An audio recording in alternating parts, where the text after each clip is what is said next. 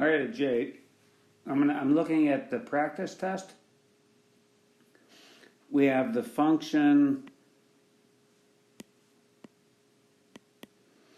y equals 3x squared plus 12x minus 2.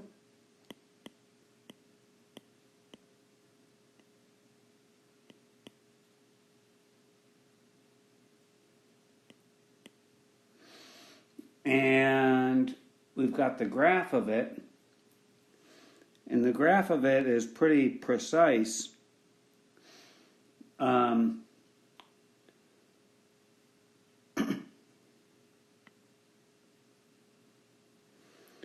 graph of it makes it pretty clear that this point, the vertex, is, if you look at it carefully, is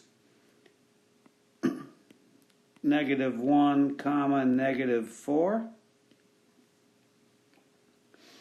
And these 2 points, all of this, we could figure these out without a precise graph.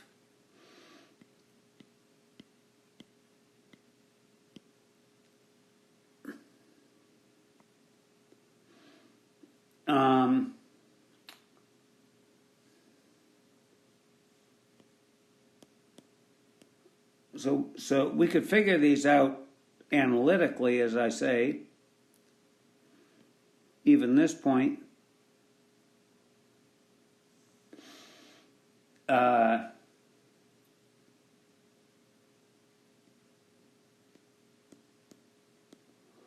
But they seem to be pretty clear on the graph of the practice test. And then the first question is, describe the roots of the equation. Are there 2 roots, 1 real root, 2 real roots, 1 real root, or 2 complex roots? Well, this is a root, and this is a root.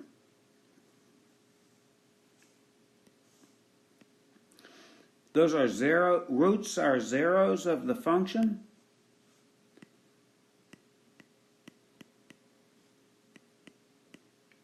We can call roots zeros. We can call roots x-intercepts. So we have 2 real roots. That's the first question that they ask. How many roots are there? The second question asks, is the discriminant of this positive, 0, or negative? You and I have talked about this kind of thing. And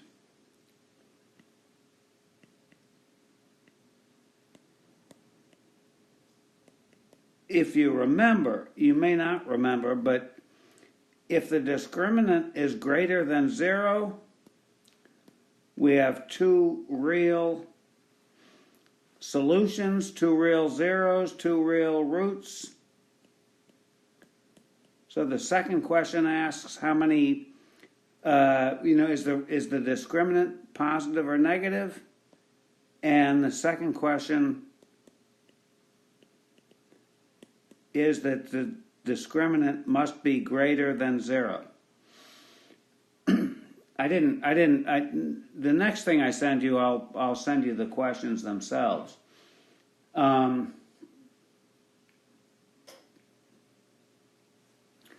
Then they say solve the inequality.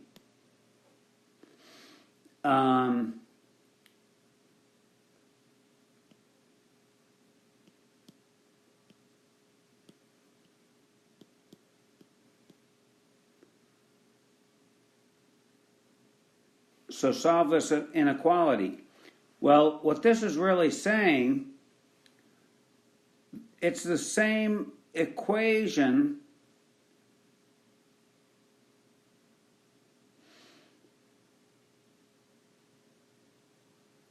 Well, this should have been, goodness. Well, now we're at, all right, we had one thing which was, all right, I skipped the first question. This relates to the first question. And the second question is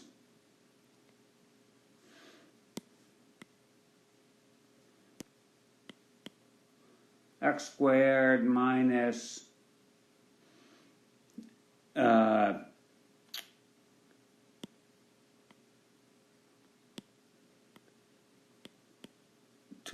So what we're working on here is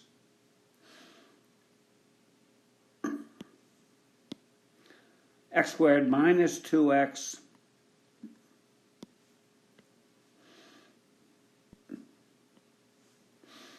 minus 3.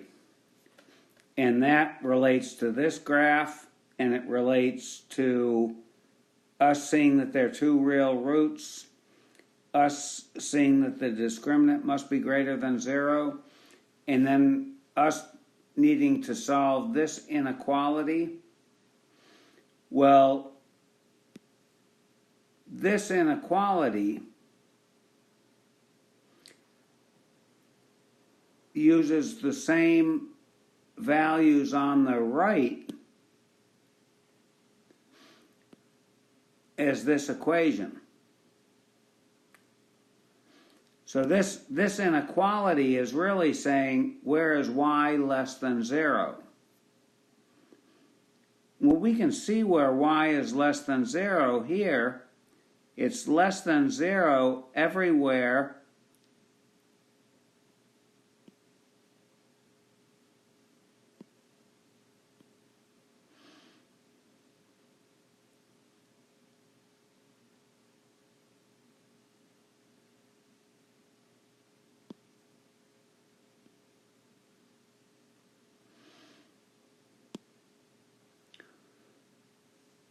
this equation is less than 0 everywhere from where y equals -1 till, where x equals -1 till where x equals -3.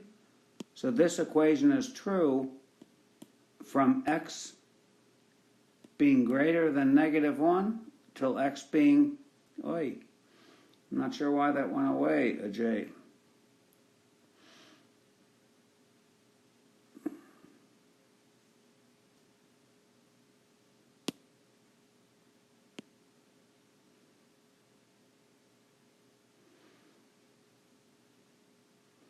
Hi, crud.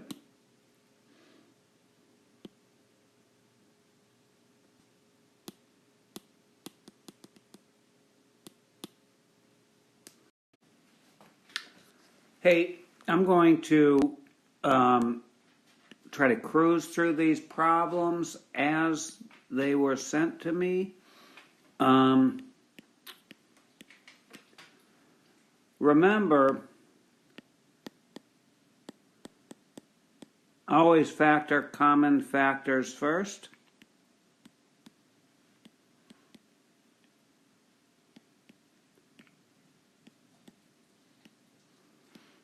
And this is problem 13.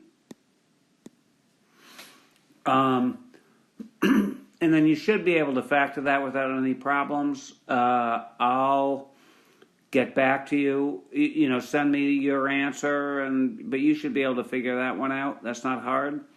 I'm going to move to question 14, which is on my same first picture. Usually when we have a binomial square, we're happy about that because we can square root both sides, but if you square root both sides, then you would be square rooting this, and that's not pretty. It's better when this is a constant, and then we can square root this, and we can square root a constant. In this case, I say you want to, unfortunately,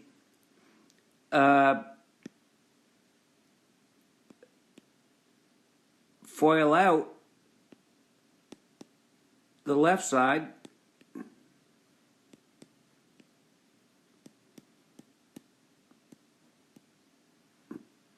and then set it equal to 0. So that means move all this junk over to the right.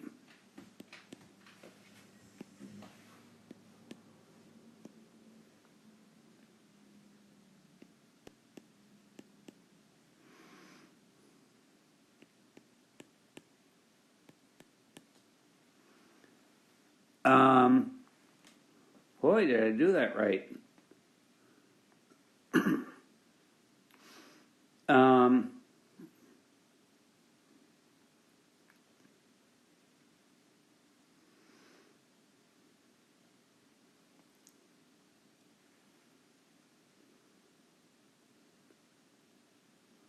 I must have botched something up there.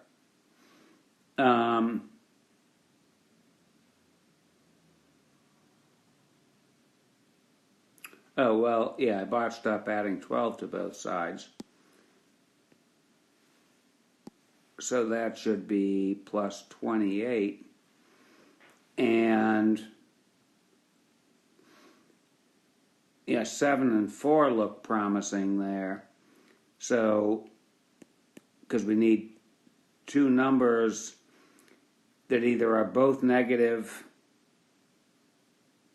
or both positive, and they have to add to negative 11. So we need two negatives.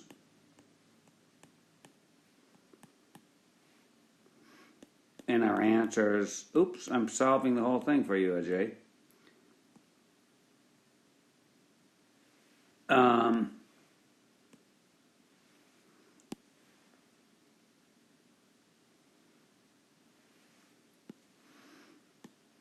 So that's the answer to that. But you could have done that. The only thing that's slightly tricky in that is recognizing that because the right side has an x in it, there's really no advantage in square rooting both sides.